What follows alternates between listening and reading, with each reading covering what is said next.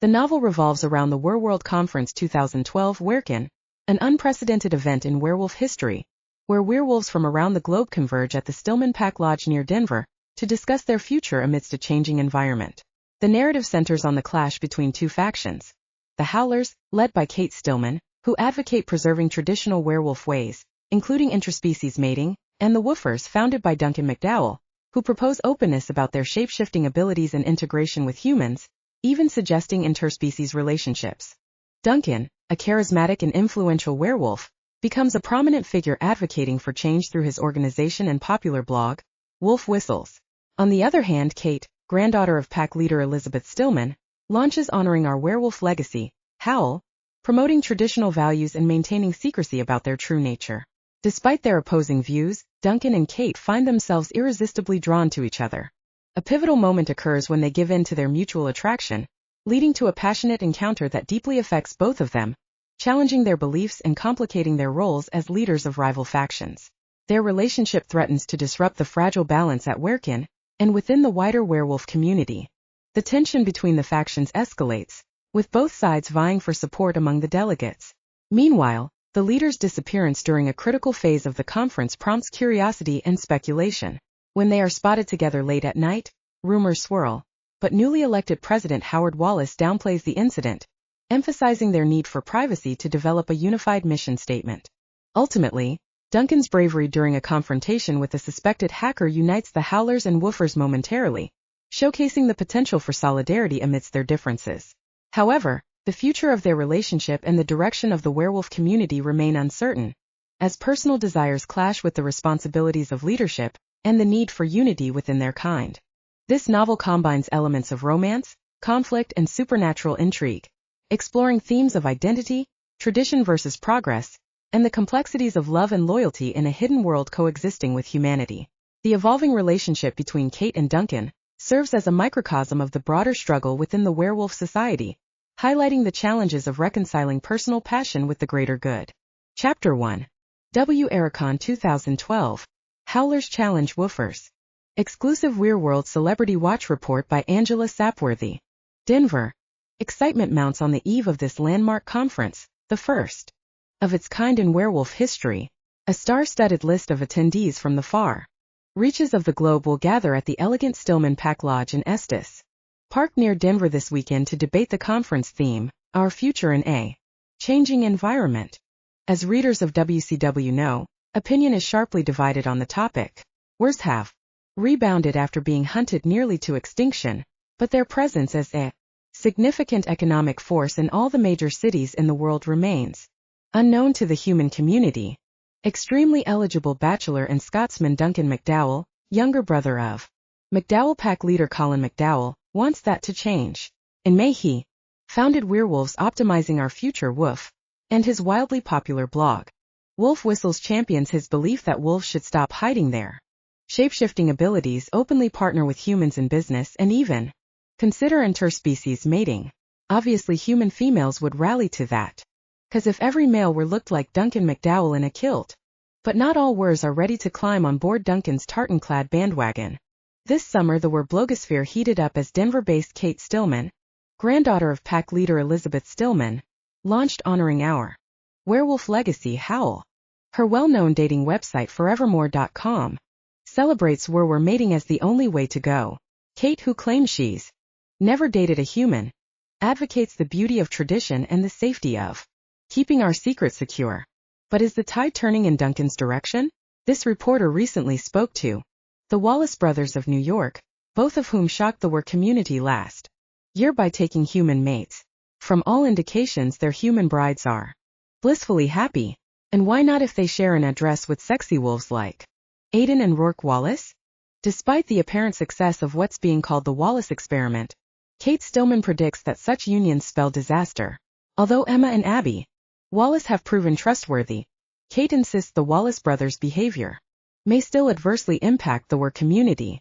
Predictably, Duncan MacDowell calls the Wallaces heroes for bucking tradition.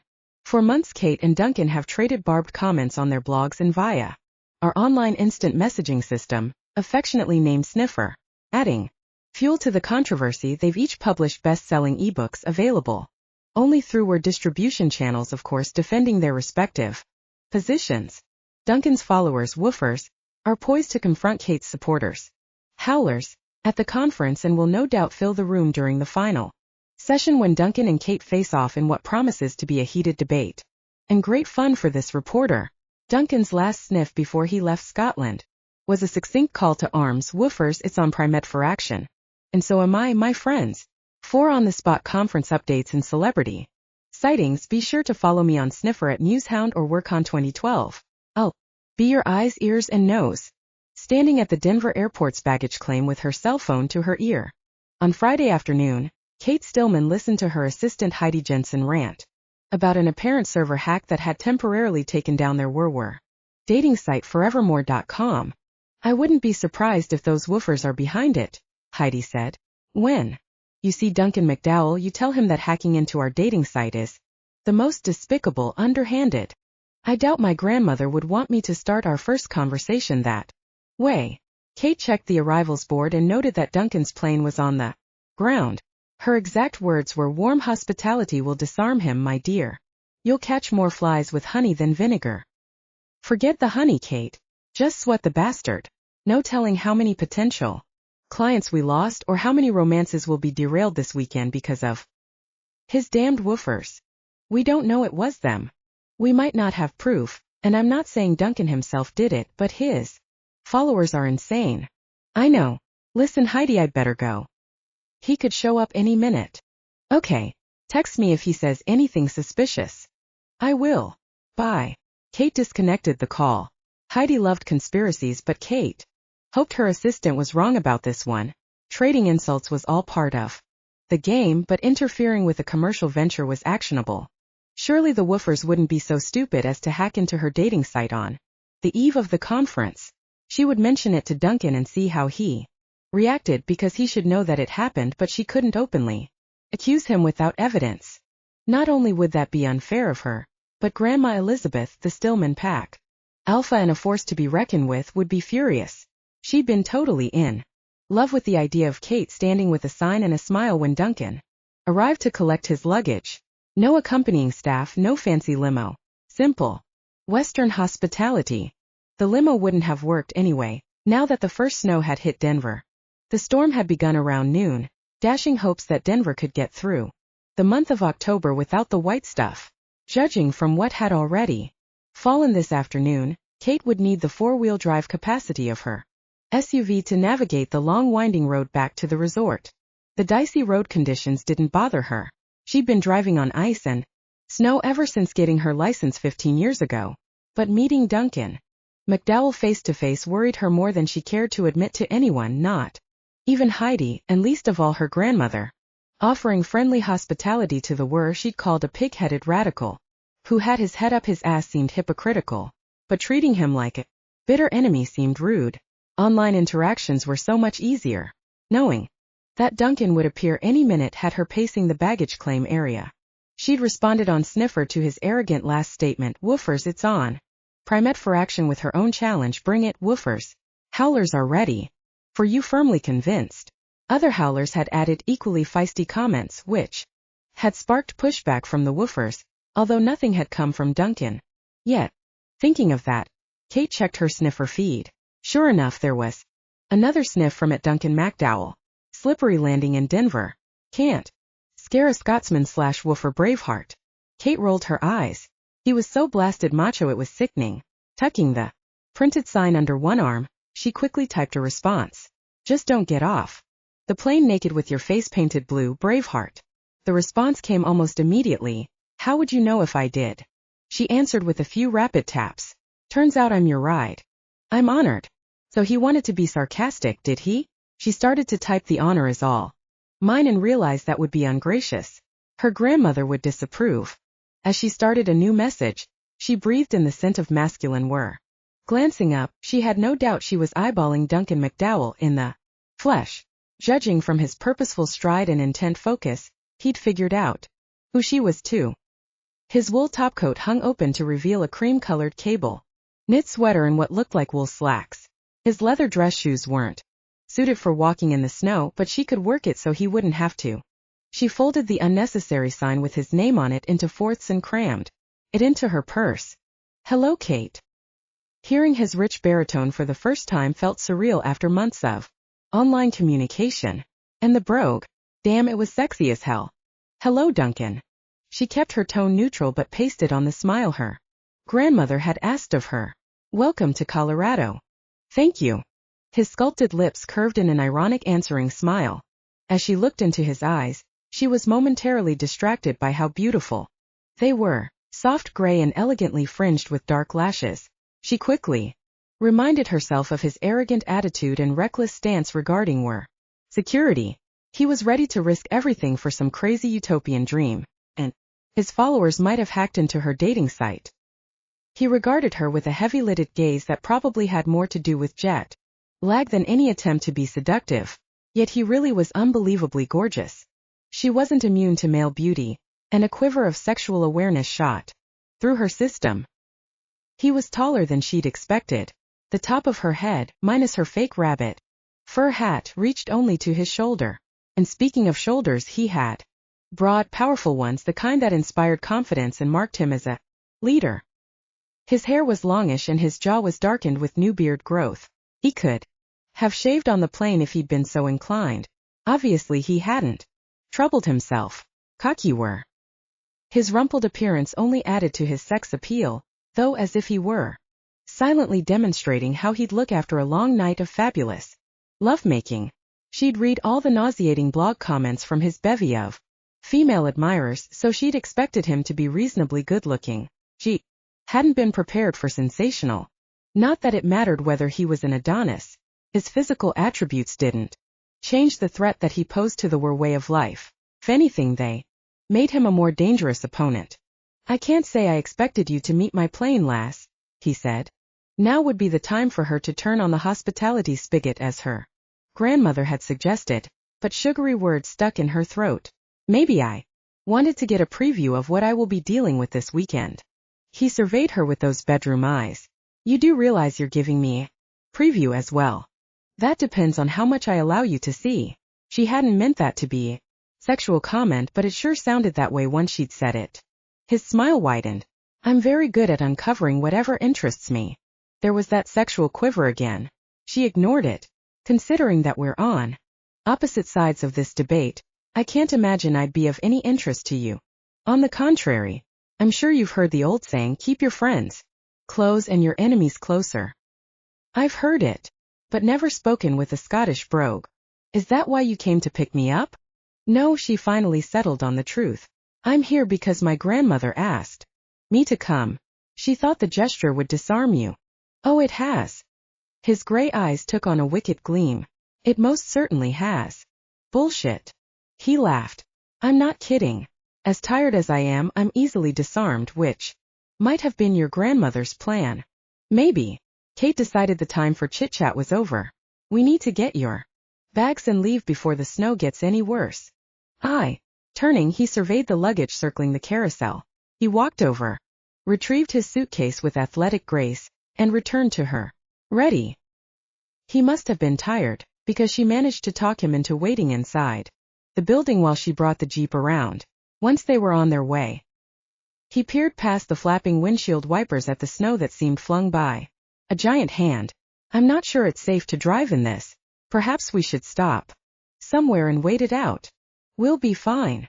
She wasn't about to admit that the snowstorm had become nasty enough to intimidate even her. "I'm used to snowy conditions." "If you say so." Leaning his head against the headrest, he closed his eyes. "I wanted to alert you that someone hacked into the Fuhrerwürmer website today." "And I?" A soft snore brought her up short.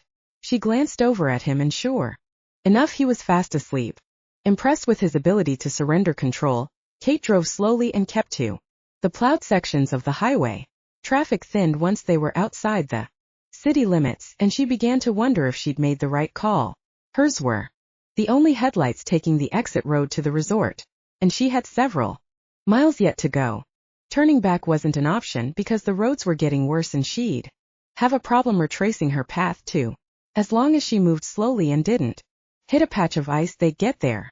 She'd always been lucky driving on snowy roads, but not this time. When the skid started, she did everything she'd been taught.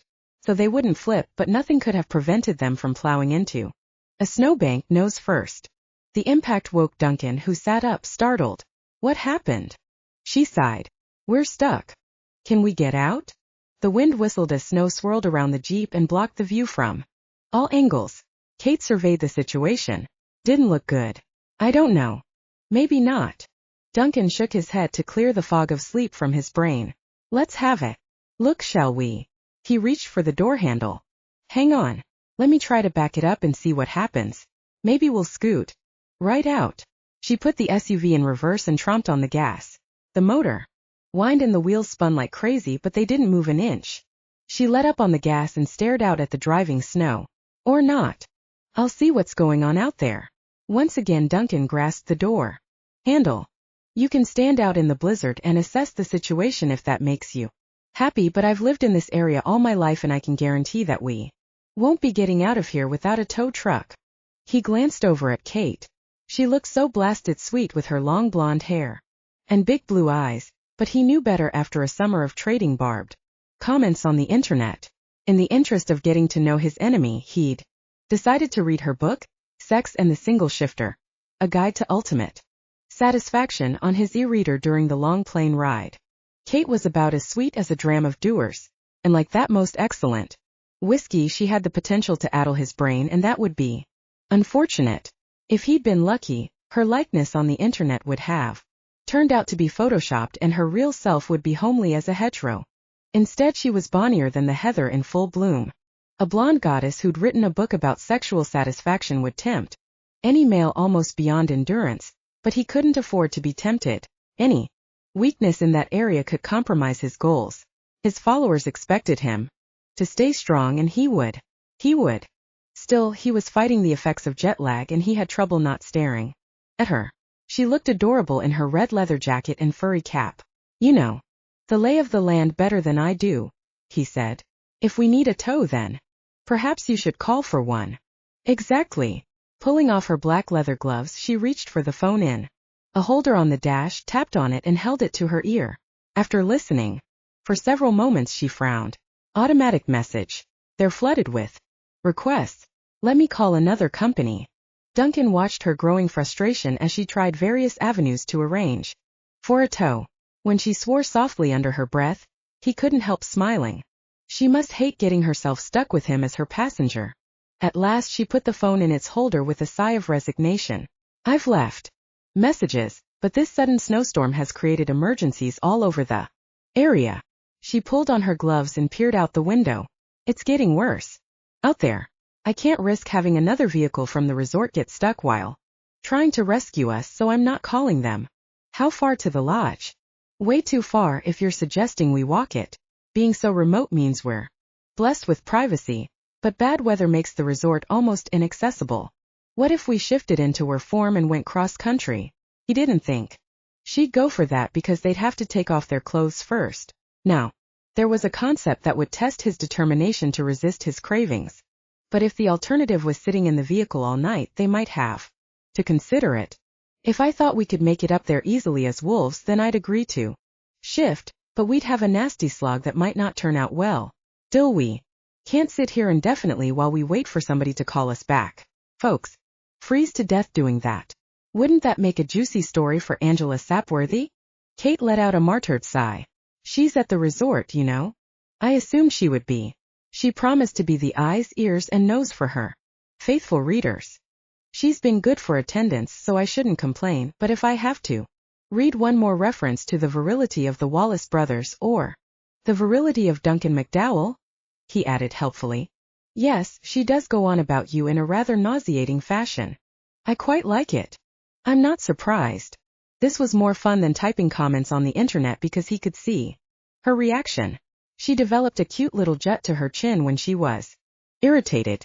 So, my devastating charm aside, how are we going to extricate ourselves from this cock-up you've got us into? What do you mean the cock-up I got us into? It's very ungentlemanly of you to imply it was my fault. If not you, then who? It wasn't me, I can tell you that much.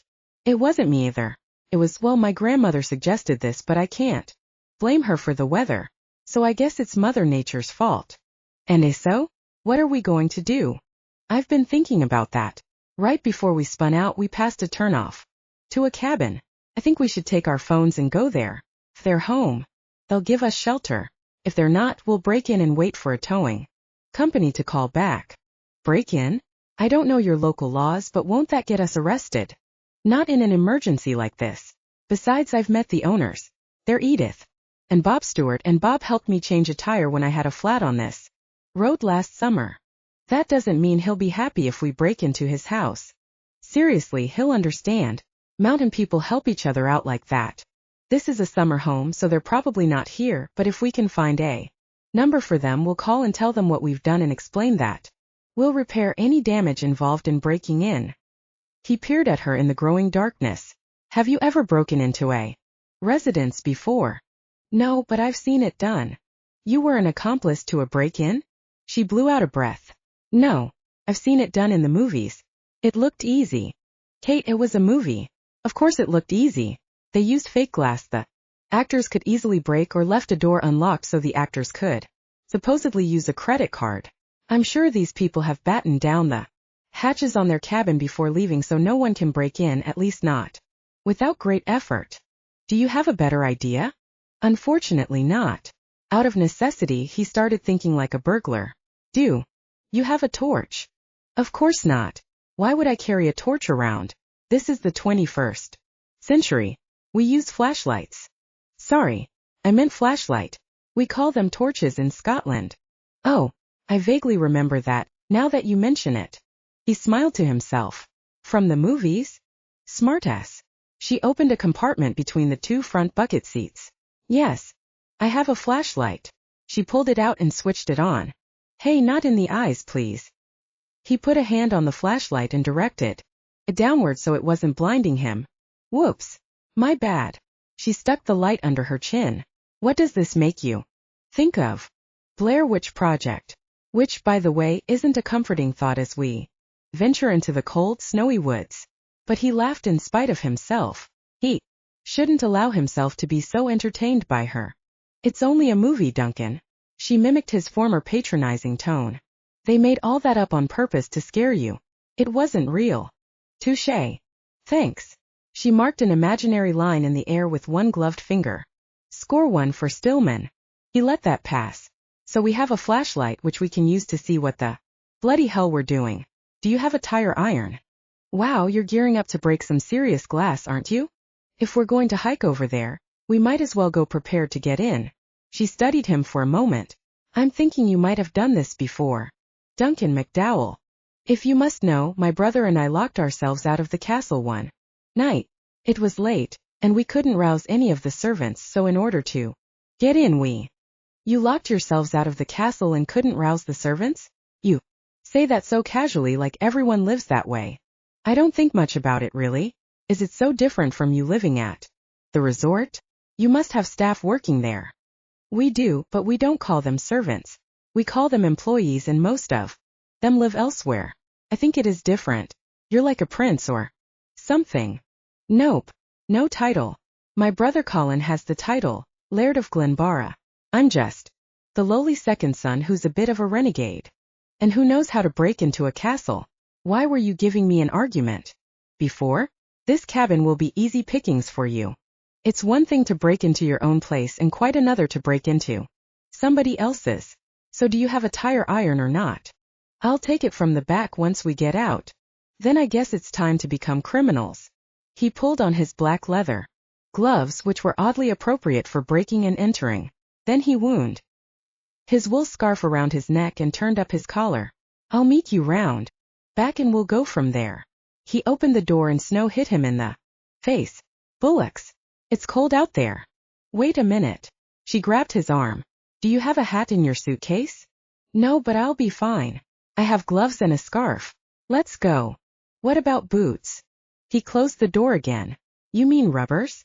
Over here we call them condoms, but that wasn't my question. She grinned at him, an imp in a furry hat. He had the most powerful urge to grab her and kiss that saucy smile right off her face. Bad impulse. Instead, he lifted his gaze to the ceiling and sighed dramatically. I have no boots as you call them. Then he turned to her. And I saw no need to pack condoms either. And that's another point. She wagged her finger at him. If you have were sex, you don't need those things either to prevent pregnancy or disease. It's an elegant system. But when you consort with humans you have to put on. Spare me the sex education lecture, Kate. Damn it, she almost seemed to be testing him to see if he'd snap. He was too close for comfort. And for the record, condoms can be sexy too. Time to end this discussion before he did something he would be sorry for. Something that might betray his cause. As they say in the USA, don't knock it till you've tried it. Ready to go burgle this cabin, lass? Opening the passenger door, he stepped into a snowdrift at least 2 feet deep and cursed. At least now he wouldn't have to worry about the erection he'd been trying to control. 5 seconds standing in a snowdrift had taken care of that quite nicely. Chapter 2. Sniffer update at Musehound blizzard conditions in Denver. Hunky Aiden and Rourke Wallace on site. Duncan MacDowell due any minute. Werecon 2012. Oh God, he's out. When Kate realized Duncan was determined to brave the snowdrifts without boots or hat, she swung into action. He might be part of the enemy camp, but if he became injured or caught cold because she hadn't taken care of him, Grandma Elizabeth would not be pleased. Grabbing her purse and the flashlight, she opened her door and hopped out. 2. Then she gasped as the cold and snow enveloped her. She'd worn her best leather jacket and a warm hat, but this kind of cold penetrated all but the most serious outerwear. She hadn't expected to trudge through snowdrifts, so her outfit was designed to be cute and stylish instead of blizzard-worthy. Even her boots were suede lace-ups instead of vinyl, but they were better than Duncan's dress shoes. He would be miserable until they got inside the cabin. Are you coming? Duncan called from the back of the Jeep. It's a wee bit nippy out here. On my way. Activating the flashlight, she soon discovered it wasn't much help. It lit up the incoming snowflakes beautifully, turning her surroundings into a psychedelic light show. But once she and Duncan reached the cabin, they'd need the flashlight. Rounding the back of the Jeep, she found Duncan stomping his feet and flapping his arms to stay warm. Here, take my hat at least. She pulled off her fur hat and handed it to him. He shook his head, which already was dusted with snow. I'm secure in my masculinity, but not that secure. Let's get the tire iron and go. All right. Your choice. She tucked the hat back over her ears and opened the back of the Jeep. Taking the tire iron out of its storage niche, she handed it to him. You'll be in charge of that. We're going to follow our tire tracks back to the driveway. There's a rural mailbox beside the road. It'll be easy to find. She hoped to hell it would be, because her face felt frozen in place. She was afraid if she tried to smile her cheeks would crack. Follow me. Right. The flashlight worked a little better if she pointed it at her feet, so she was able to distinguish the SUV's tire tracks without too much trouble. They'd spun out only a few yards from the driveway leading to the cabin, but the howling wind and blowing snow made the walk seem longer than that. She couldn't hear Duncan's footsteps, and after going several paces she worried that he might not be behind her after all. When she stopped to look over her shoulder, he ran smack into her. With a cry of alarm, she started to go down. Instantly his arm came around her breast high and hauled her against him to prevent the fall. Try signaling next time. His warm breath tickled her neck, and his body created a firm support for her back. She'd been in worse positions than being steadied by the muscular arm of a handsome Scotsman who lived in a freaking castle. She tried not to be entranced by that, but she wasn't succeeding. She'd spent too much time watching Cinderella as a little girl to be able to ignore the castle connection. His grip loosened slightly, as if giving her room to breathe, but he didn't let go. Are you all right? Yes, thanks. In the swirling whiteness of the storm, he was a warm, reassuring presence. A darn sexy one, too. Her body reacted with surprising alacrity to his casual touch. I stopped because I was afraid you might not be behind me. I'm right on your heels, lass. His Scottish brogue delivered directly into her ear was quite a turn-on, too. Good. That's good. Let's go on, then. He released her. How much farther? Not much. Immediately she missed his warmth. Pointing the flashlight at the ground, she started walking along the tire tracks again, as a mental trick to fight off the cold. She relived their accidental embrace, and soon parts of her became quite toasty. What a concept. She'd never tried keeping warm in the snow by thinking about sex, but it worked like a charm, at least for her. Duncan wouldn't be fantasizing about sex with her, though. He'd been extremely vocal on his blog about his preference for human females. Remembering his enthusiasm for human sex cooled her off again, but fortunately they were almost there. She'd never have found the driveway without the mailbox to mark the spot, but she was able to see its vague outline through the snow. Waving the flashlight to signal to Duncan, she turned right. Once they were off the road, the snow was considerably deeper. She winced at the thought of Duncan navigating without boots, but it couldn't be helped. At least he was behind her and could step in her footprints. A pale glow straight ahead indicated that the dusk-to-dawn spotlight mounted on a pole near the cabin was working. Kate had known they'd have electricity, because the stewards chose to leave their heat on low all winter rather than drain the pipes. Bob had told her all about it while he was helping her with the flat tire. Available electricity had been the other reason she decided their cabin would make a good safe haven until a tow truck arrived. The cabin itself was completely dark. No smoke rose from the chimney and no vehicle sat by the side of the house where the stewards usually parked their rental. Edith and Bob didn't seem to be in residence at the moment, which was what she'd expected. The place was small but sturdy looking, a log cabin structure that blended into its setting. The covered front porch held 2 rocking chairs all summer, but it was empty now. Double-hung windows on either side of the front door looked out on the porch. Kate had never gone in, but from the outer dimensions she'd always assumed it was a 1-bedroom, 1-bath layout. Climbing the porch steps, she trained the flashlight on the door in case the lock might be the kind that would open with a credit card. But sure enough, the stewards had installed a deadbolt in addition to the lock on the doorknob. Stomping his feet, Duncan came up the steps to stand beside her. Looks like I'll have to use the tire iron. Yep, and the sooner the better. I'll bet your feet are frozen. They've been warmer. She walked over to the window on the left. Guess it doesn't matter which one. With the blinds down, I can't tell what sort of furniture's on the other side. But it might matter where I hit it. Use the torch to find out where the lock is if you can. Sure. Now that she knew what he meant, she liked hearing him refer to it as a torch. The word went with his castle persona and his brogue. He was an intriguing were, and that could be a problem this weekend. She wasn't supposed to be intrigued with the leader of WOOF. After shining the light around the window casement, she reported that the window seemed to be of traditional design with the lock in the center where the 2 parts of the window met. Then I'll try to break it close to that lock. Stand back. She didn't have to be told twice. Duncan unbuttoned his coat and held the tire iron over his shoulder. Judging from his spread-legged stance, he planned to put everything he had behind the swing. And cover your eyes, he added. What about your eyes? Oh, good point. Lowering the tire iron, he reached inside his top coat and pulled out a pair of shades. They're not exactly safety goggles, but they're better than nothing. He put them on. Now you look like a hitman for the mob. She made a joke of it, but he'd taken on a dark and excitingly dangerous air as the shades combined with the scruff on his jaw to produce a breathtaking effect. This was a Duncan MacDowell she'd be hard-pressed to resist if he chose to try seducing her. Good thing he liked humans better than worse.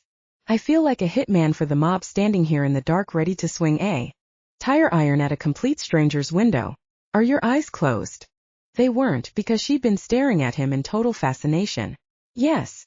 She quickly squeezed them shut and waited to hear the sound of shattering glass. 1 second, 2, and then came the mighty crash. She opened her eyes. Good Lord, you've destroyed the entire bottom pane. Didn't mean to, but I don't know how to break glass gently. You have to put your back into it if you want the job done right. At least it was safety glass. No sharp edges. He laid the tire iron on the snowy porch. Warm airs coming out. Did they leave the furnace on? Yes, on low. That way they don't have to drain the pipes every winter. No, that hole's almost big enough for me to crawl through without unlocking the window. But I won't have you doing that, lass. Reaching inside, he pushed up the honeycomb shade before flipping open the lock. Then he eased the window slowly upward as small pieces of glass rained down on the windowsill and the porch. We'll need to get this fixed tomorrow or the place will be an open invitation to thieves, she said. Let's hope that thieves won't be out in this kind of weather. I'm also hoping we can find something to temporarily block the cold air from coming in the house. After opening the window completely, he brushed away the bits of glass from the sill. Let me have the torch. She handed it to him, and he crouched down to play the beam over the inside of the cabin. Looks like a kitchen, and no furniture right next to the window. He handed the flashlight back to her. Just shine it on the opening while I get inside. Then I'll unlock the door for you. You seem to know your way around a break-in, Duncan. Briefly she thought about the hacking incident, but this wasn't the same kind of thing, and besides, she'd been the one who'd suggested breaking in. He was a big guy and had to maneuver to get through the window. Glass crunched under his shoe. Once he was inside, he stuck his hand back out. Torch, please. She gave it back to him and walked over to the door. Within seconds, the locks clicked and the door swung open. Welcome to my castle, milady. See, now you're even talking like royalty. She walked into the house. Even with the heat on low, the place was 10 times warmer than outside. Wow, that feels nice. It does. Let's get some light on the situation. Walking back to the kitchen, he swung the flashlight beam over the walls and settled it on a dimmer switch. Ah, there 'tis. Crossing to it, he rotated the knob and an elegant little chandelier over the kitchen table slowly came to life. Each bulb was small and shaded, so the effect was romantic. So the Stewarts like ambience. I had no idea. I'm afraid we just compromised their ambience. Duncan gazed at the chandelier. I can already tell they love this place, and now we've vandalized. Not only will I pay to have the window fixed, but no, I will pay. She laid her purse on the table. Then she pulled off her damp hat and draped it on the back of a kitchen chair. You ran this errand on my account, so I'll pay. Duncan, you're an invited guest. She put her gloves on the back of the chair, next to her hat. I'm paying. He laughed. We'll split the cost. No, Are you really going to stand here with the cold blowing in and argue this point? Well, when you put it that way, I guess not. We'll discuss it later. But just know that I'm going to. Kate. Okay. Later. She pressed her lips together to keep from adding anything more.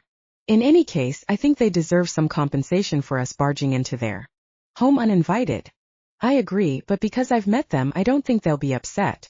We haven't ruined anything that can't be replaced. But she felt a twinge of guilt all the same. The kitchen was charming with its tile countertops, rustic walnut table and chairs, and open shelving for a collection of dishes that looked as if they'd been made by local artisans. First order of business is to cover up that window and clean up the broken glass. She shook her head. No, first order of business is thawing out your feet. We should probably start by putting them in some lukewarm water so the shocks not too great. Then I'll cover the window. Sorry, but I'm not dipping my toes in warm water until that window's sealed up to my satisfaction. He started opening cupboards. I don't want to waste any more electricity than we have to, and some snow is blowing in. I'll take care of it. She spied a turkey roaster in one of the cupboards. He'd opened and shut again. Walking over, she pulled it out. Sit down and take off your shoes before you get frostbite. Not yet. Aha. Here's a box of rubbish bags. Now all we need is tape. My grandmother will be furious if you end up injured, and I could have prevented it. Maybe the thought of an elderly female pack alpha on the warpath would make him more tractable. Milady Kate. His commanding tone would have raised her hackles if he hadn't combined it with that cute title. But she'd be damned if she'd fall in with his game and call him milord, which carried overtones of subservience in her opinion. Holding the turkey roaster, she stood and faced him. Yes, Duncan. As you well know, because you sent me a sniff to that effect, my ancestors fought the British in all kinds of weather while they were naked and painted blue. Don't make a fuss over me. I'm a wee bit tougher than you'd be giving me credit for. She gazed at him standing there in his open topcoat and his feet braced apart as he held the box of garbage bags. His dark hair was damp and tousled and his collar was still turned up. He'd removed his shades and no longer looked like a mob boss, but the beard made her think of a dashing highwayman about to kidnap the woman he fancied. When that image was combined with a sexy brogue, a girl could find herself wanting to be kidnapped, and ravished in the bargain. I won't get frostbite, lass. We weren't out there long enough. In the second place, I would never allow your grandmother to be angry with you on my account. You spent your valuable time driving to the airport to meet my flight, and you've done your best to assure my survival in a blizzard. He smiled. Oh boy, that smile should be registered as a lethal weapon. Dazzled by its magnificence, determination seeped away and left her ready to surrender. Without a fight. No wonder Angela Sapworthy couldn't shut up about him. You've acquitted yourself well, he continued, though it pains me to say it, considering that you're the driving force behind the Howler movement. She blinked as if rousing herself from a trance. The Howlers. They were counting on her to stand firm against this leader of the woofers, and yet she was allowing herself to be captivated by his Scottish charm. Shame on her. Thanks for reminding me of that. She plopped the turkey roaster on the kitchen table. You can make use of this when you're ready. I'll find some tape for that window. Excellent. The job will go faster with 2 people. He took off his gloves, scarf, and coat and laid them over the back of another kitchen chair. You're right, though it pains me to say it, seeing as how you're the driving force behind the woofers. Focus was definitely going to be a challenge when she was in the presence of this Scotsman.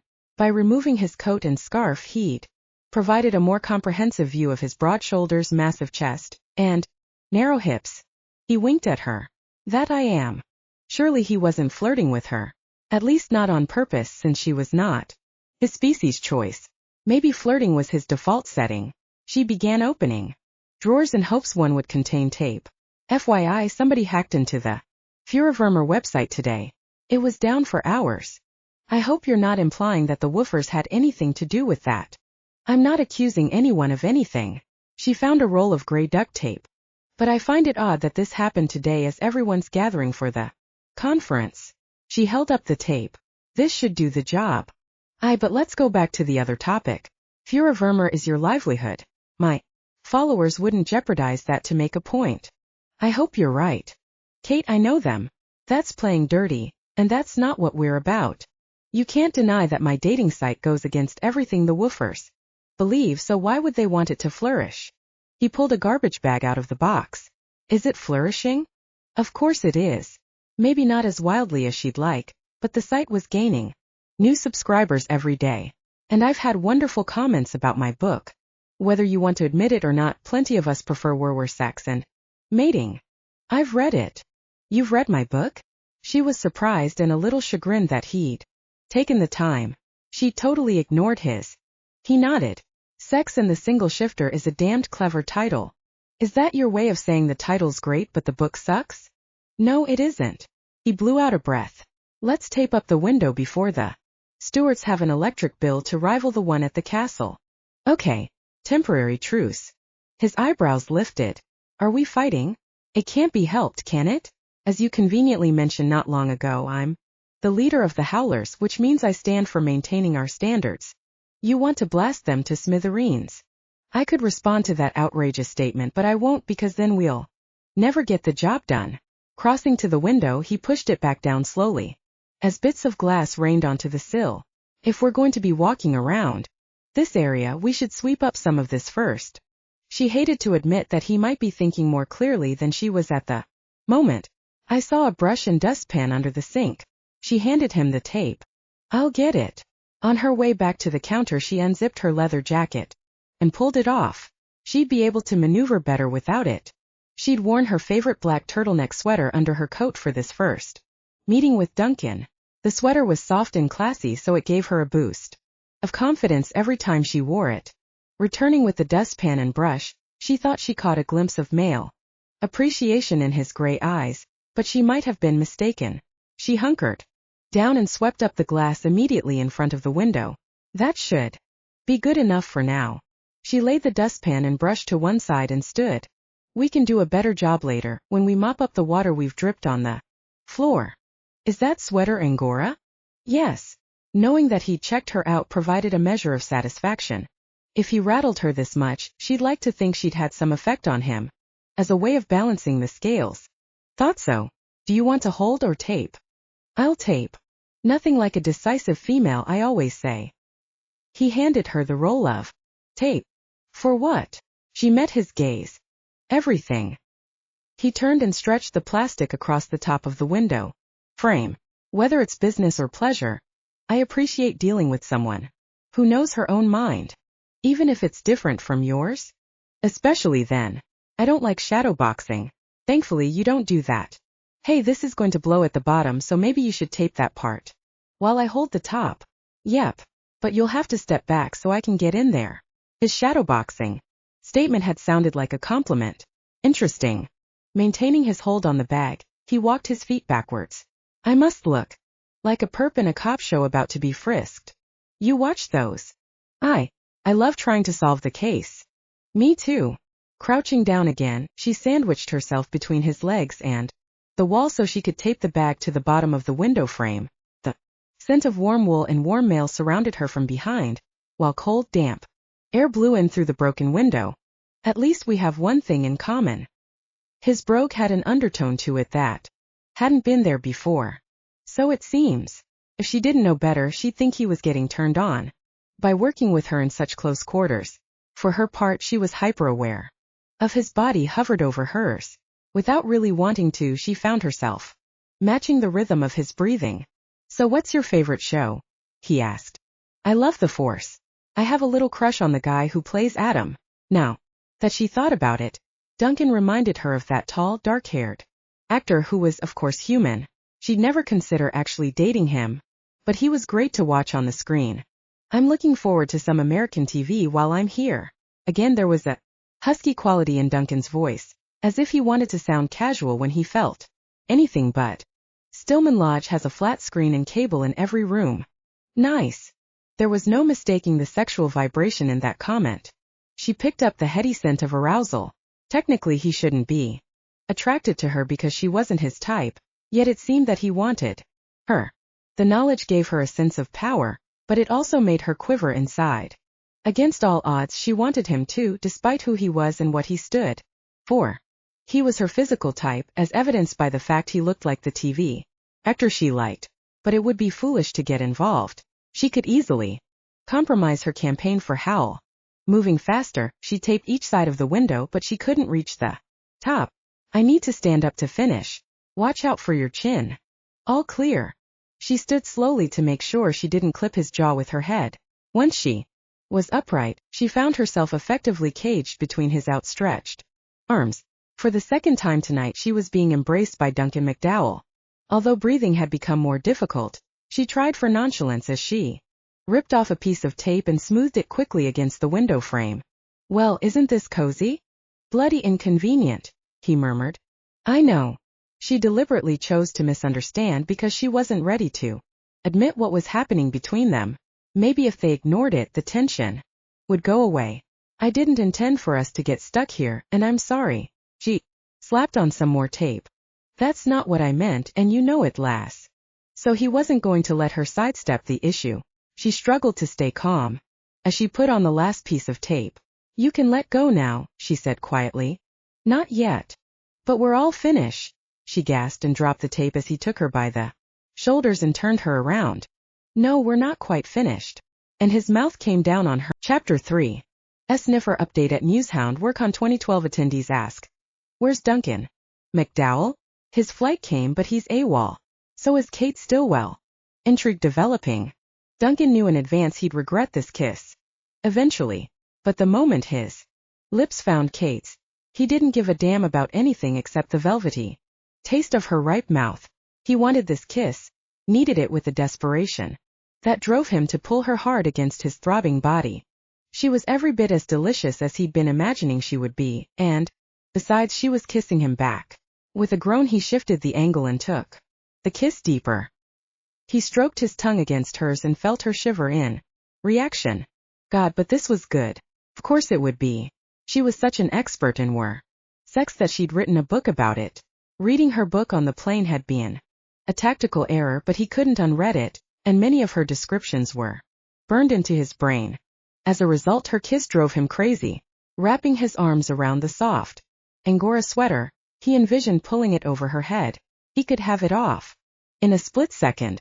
And then, as he fell deeper into lustful scenarios, he Imagined a soundtrack providing background music, as if they were in a movie. Oh yes, wild music with a strong beat fit with this moment this incredibly. But for some reason she'd stopped kissing him and was squirming in his arms, and not in a sensuous way. My phone. It's my phone. Gradually he returned to the world of blizzards, political differences, and ringing cell phones. He was disappointed that her kiss hadn't made him hear music after all. But it had been one hell of a kiss in spite of that detail.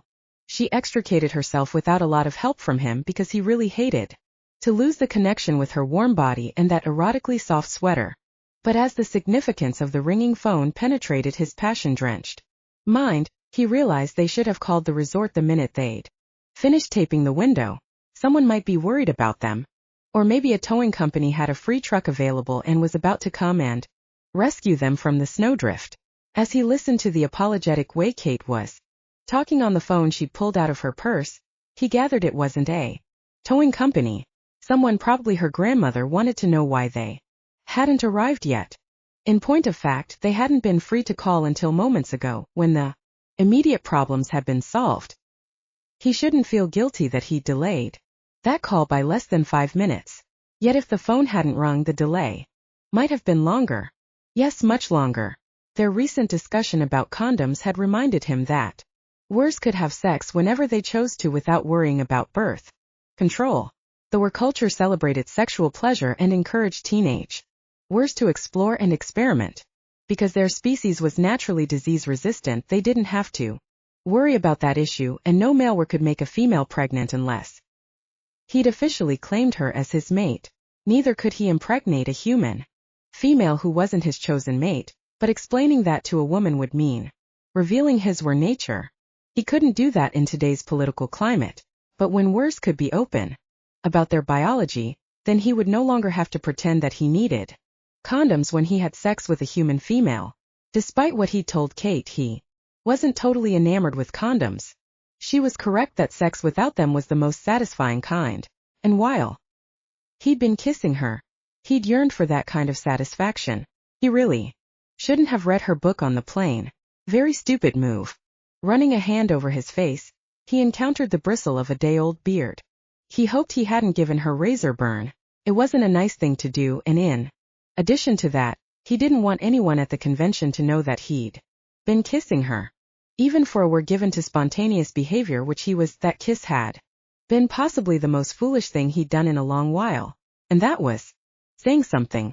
While she talked on the phone, he found the trash can and dumped the dustpan full of glass. Then he located the thermostat and turned the heat up a bit. They might not be here long, so he hated to use more than they had to, but now that he wasn't holding Kate, he felt the chill. Then he remembered his own phone, which he'd tucked into an inner pocket of his overcoat. The charger was in his suitcase, which was in her vehicle, so once he checked for messages, he needed to power it down. None of the emails needed immediate attention except one from his brother, Colin, who'd stayed in Scotland with his mate Luna. A year ago, Colin might not have trusted Duncan to represent the MacDowell pack at this conference. They'd butted heads constantly on Duncan's views on Were-human interaction. But thanks to Colin's love for his half-blood mate, he'd revised his opinions considerably. After all, a human Were mating had produced Luna, the light of his life. Colin had even given Duncan permission to tell their story in Duncan's book Down with Dogma, Benefits of Were-human Cooperation. So now, all Colin wanted was reassurance that Duncan had arrived safely in Denver. He sent a quick reply letting Colin know that all was well. It wasn't exactly, and his brother would shake his head in dismay if he knew that Duncan had allowed himself to get too friendly with Kate Stillman, whose rigid views directly opposed his campaign. But Duncan believed he could contain that misstep. He'd apologize, back off, and control the damage. No one had to ever know besides him and Kate, and she certainly wouldn't want word to spread either. Because she was still on the phone, he checked his sniffer feed. Woofers who couldn't attend the Denver conference had gathered at various locations for their own mini-conferences. His followers were an enthusiastic bunch, but he hoped they wouldn't stoop to sabotaging her Fuhrerwürmer website. Although he'd promised Kate that no woofer would hack into her site in order to disrupt it, privately he couldn't be sure. He'd never admit that to her. But she was smart enough to know that he couldn't guarantee all of his followers were law-abiding Wers. Any movement had a fringe element. He sent out a quick sniff saying he'd been temporarily delayed but should be at the conference site shortly. Then he turned off his phone, tucked it back inside his top coat, and took a look around the cabin. No walls blocked the kitchen from the living area, which included an upholstered sofa and 2 overstuffed chairs, all covered in a Native American print. The furniture had been arranged to face the far wall, which included bookshelves, a stone fireplace, and a flat-screen television tucked into a custom niche. He resisted the urge to pick up the remote from its holder on the bookshelf. He was an intruder, not an invited guest. On the other hand, if they ended up here longer than an hour or so, he might need that television as a necessary distraction from Kate. Besides, they'd reimburse the owners for any electricity used. A little TV watching wasn't going to add much to the bill. Wandering to the kitchen window and looking out the unbroken upper half, he saw nothing but snow coming down hard and fast. Intuition told him they might not get out of this cabin tonight. About the time he came to that conclusion, Kate ended her call and glanced over at him. "We won't be going anywhere for a while," she said. "My grandmother's been watching the news, and several pileups on the interstate have stretched the city's resources to the breaking point. They're asking that anyone who's not in an emergency situation hold tight until morning. I suppose that would be us." The potent energy created by their kiss remained in the air, a tantalizing shimmer that could get them into trouble again if they weren't careful. He decided to address the problem immediately. "I need to apologize for what just happened before the phone call. I shouldn't have done it, and I can promise you that such a thing won't be repeated." She nodded. "Good, because if Angela Sapworthy ever got wind of something like that, we would both be unable to effectively lead. I know. Our followers would doubt our dedication to the cause, and they'd be justified in that. I take full responsibility for the incident, but I would appreciate keeping it strictly between us. You won't find me telling anyone, but I won't allow you to take full responsibility. I could have pushed you away." He couldn't let himself off the hook that easily. "I was the initiator, and I don't see how you can be blamed for simply responding." Her eyes widened. "What an ego you have, Duncan MacDowell." He blinked, completely taken aback by her statement. "I don't know what you mean. Correct me if I'm wrong, but that comment of yours implies that once you initiate a sexual encounter, it's a done deal. Assuming a phone doesn't ring. Of course, which it happened to do in this case." He rubbed the back of his neck, confused as to why she was so irritated. "In my dealings with females, it usually is a done deal, as you say. We were headed for a wee bit more than a kiss, and I don't think, in all honesty, that you can deny it." "I won't deny it, but that was because at that very moment I wanted sex as much as you did. If I hadn't, then I would have stopped you from continuing." Watching that sweater move was slowly killing him. He focused on her blue eyes. "Instead, that would have been a new experience for me." Her mouth opened, forming a perfect pinko of surprise. "No one's ever refused your advances." "Not that I can recall." "Oh my God. No wonder." She continued to stare at him but said no more. No wonder what? He had a feeling he wouldn't like the answer, but she couldn't leave her comment dangling like that. "You're so no, I shouldn't say it. We need to remain civil to each other. We're quite likely trapped together for the rest of the night." Either you finish that sentence, or I'll have to retract my statement about your forthright attitude. You've never pulled your punches online, Kate, so why do it now? Because we're face to face. Of course everything's different when you're actually looking at each other. Then close your eyes and pretend you're typing your response. That's the coward's way out. So be brave. All right. She took a deep breath. And he wished she hadn't, because she had magnificent breasts and they heaved with a beauty that he couldn't seem to ignore. "Okay, here we go." She looked him straight in the eye. "No wonder you're so arrogant and sure of yourself. No female has ever rejected you. That's astonishing. Yes, you're very good looking, and I will concede that you have a certain amount of sexual charisma, but never? Seriously? Well, there was one time when I thought the lass wanted me to stop, but it turns out I was mistaken, so we went on to have a very satisfactory time of it. Incredible. But I'd hate to think my successes have made me arrogant. Why else would you insist on taking the blame for making me forget myself? Just now? Rest assured that if I hadn't wanted to be seduced, no seduction would have taken place. I don't care how good a kisser you are. But you did want to be seduced. He shouldn't emphasize that point. He should let the entire matter drop. But she'd accused him of arrogance, and he needed some balm for that wound. She gazed at him without speaking for several seconds. Then she cleared her throat. Yes, I did, past tense. I no longer do. Are you sure? Because he wasn't. Her eyes told a different story. Let me put it this way. We seem to have chemistry which, as you mentioned earlier, is damned inconvenient. So although I might still want you, I don't wish for you to seduce me. I lost focus while we were working on the window together. I won't lose focus again. Good. That's very good. All we have to do is get through the night. Then, tomorrow we'll be caught up in the conference and that should take care of everything. Yes. She consulted the time on her phone. It's a little after 6. We only have 12 hours or so, and if we're smart we'll spend part of that time sleeping. Separately. Extremely separately. We should also eat something. While I was looking through the cupboards I noticed they've left some canned food here. But I'd like to contact the stewards before we dive into their supply. I don't know how you're going to do that. Why would they leave their number somewhere? They don't need to. They know what it is. I realized that. Tapping her phone against her chin, she began to roam the kitchen, opening drawers, sorting through whatever she found there. Here we go. She pulled a small booklet out of one of the drawers. It's an address and phone book. They won't be in here, but friends will. I'll call around until I get the number. They'll simply give it to you? She looked surprised that he'd ask.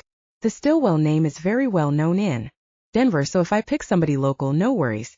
It would be the same as you using the MacDowell name back in. What's the name of your little town? I bide in Glenbara. Right. I'm sure the MacDowell name opens doors in Glenbara. Besides, I don't have to tell the friend that we broke in.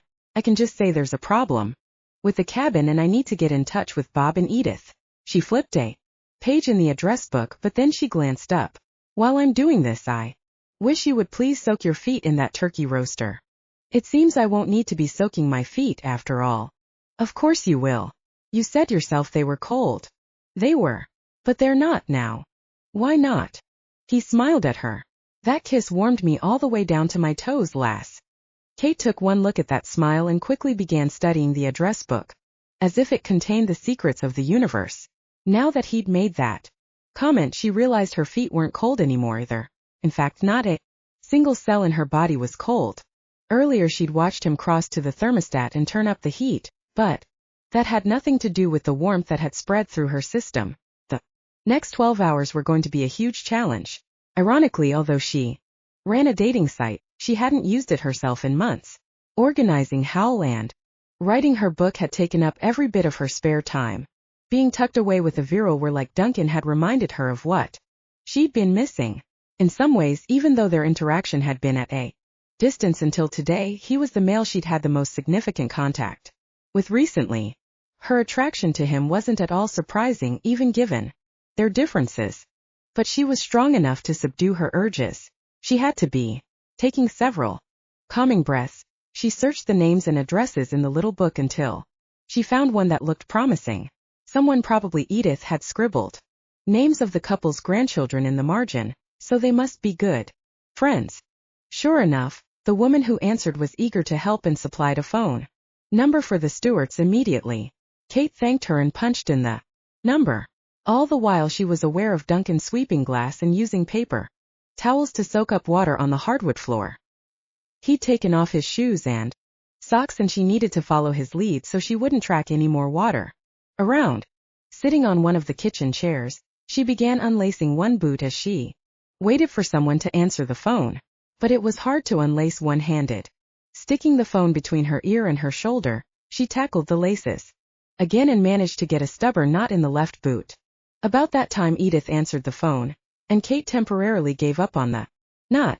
Hello, Edith. It's Kate Stillman calling from Colorado. Kate, we saw on the news about the blizzard and it looks just awful. Are you calling about the cabin? Please say it's okay.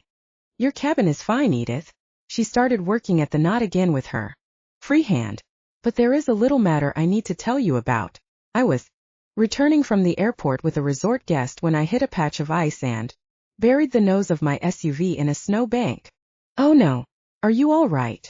Fortunately my passenger and I weren't hurt, but there's no way we're getting a tow tonight. We happen to be right by your cabin, so I hope you found a way to get in.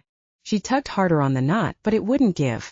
Well, we did get in, but we had to break a front window to do it, and I apologize for that. She reached down to unlace the other boot. Duncan walked over and knelt at her feet. She waved him off. Don't worry about the window, Edith said. At least you're in out of the storm. We'll get the glass replaced tomorrow, I promise. And we've taped a garbage bag over the window. I'll reimburse you for the extra electricity too. Duncan wouldn't be waved off. He started working on the knot she'd created. His dark head bent over the task. Unless she wanted to get into a tussle with him while she was on the phone with Edith, she had to sit still and let him finish the job. Heavens, don't even think about paying for the electricity, Edith said. You'll need food. Eat whatever you can find. It's only canned stuff, not very exciting, but there are a couple of bottles of red wine in a cabinet in the living room. Oh, and some beer in the refrigerator, I think. Make yourselves at home. Thank you. That's very sweet of you. Duncan lifted his head and smiled. You're welcome. Not you, she muttered, frowning at him. Excuse me. Edith sounded confused. Nothing. Just trying to do two things at once. I appreciate the offer of food and drink, and we'll replace that too. She tried not to imagine Duncan undressing her, yet his attention to her boots felt like that. After she'd made such a big deal about his feet, he must assume she was desperate to get out of her boots. Please take whatever you need and don't worry about replacing it, Edith said. None of it's gourmet fare, I assure you. We don't have TV reception. But there's a DVD player and the bookshelves loaded with movies. I'm afraid there's only one bed, though. I don't know if you feel chummy enough with your guest to share it, but there's also the couch. We'll work it out, Edith. I'm so grateful for your understanding. Duncan finished with one boot and pulled it off. Then he rolled down her wet sock and tossed that aside. The combination of his capable hands working on her feet and Edith's comment about bed sharing put Kate in the very state of mind she'd been trying to avoid. Why did she have to be snowbound with the sexiest where she'd met in years when he was also the last one on earth she should lust after? Of course I understand, dear. There's a reason we only spend summers at the cabin. It's gorgeous there, but we're not up to battling that winding road in the winter. I'm just glad you're going to be okay. You and your guest, that is. Thank you. We're feeling very lucky too. Just so neither of them got lucky tonight, all would be well. You'll need a key to lock up when you leave, and also when someone repairs the window. There's a metal key box in the flower pot by the back door. Too bad I didn't know that before. We could have spared the window. Duncan grasped her calf and pulled off the other boot. After he removed her sock, he began massaging her feet.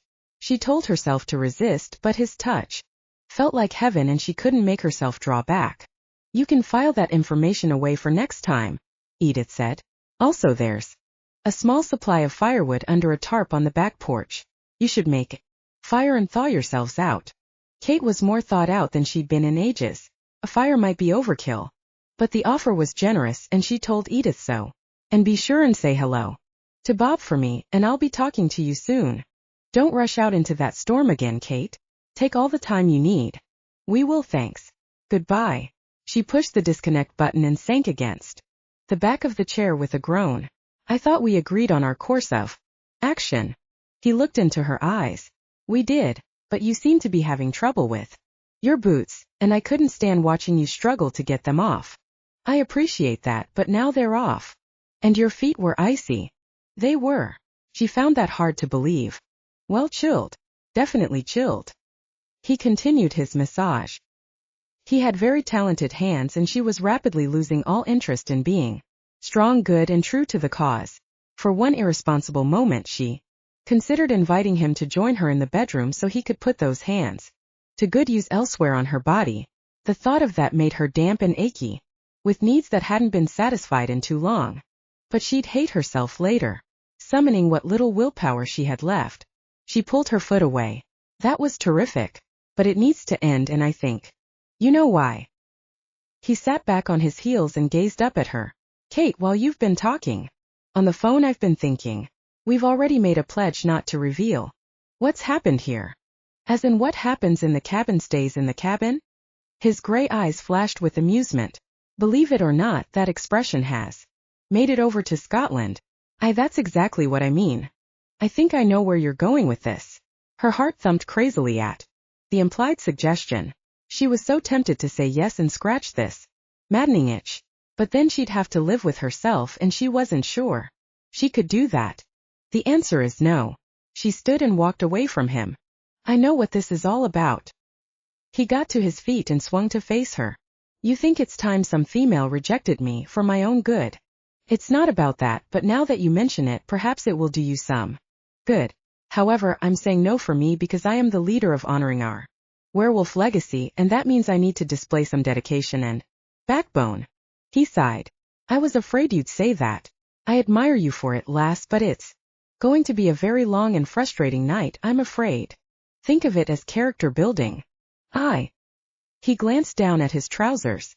But try telling that to my wee man. Wee man? Surely not, Duncan MacDowell, seducer of females. His smile nearly undid her. Not so wee then. But you won't be finding out about that, will you now?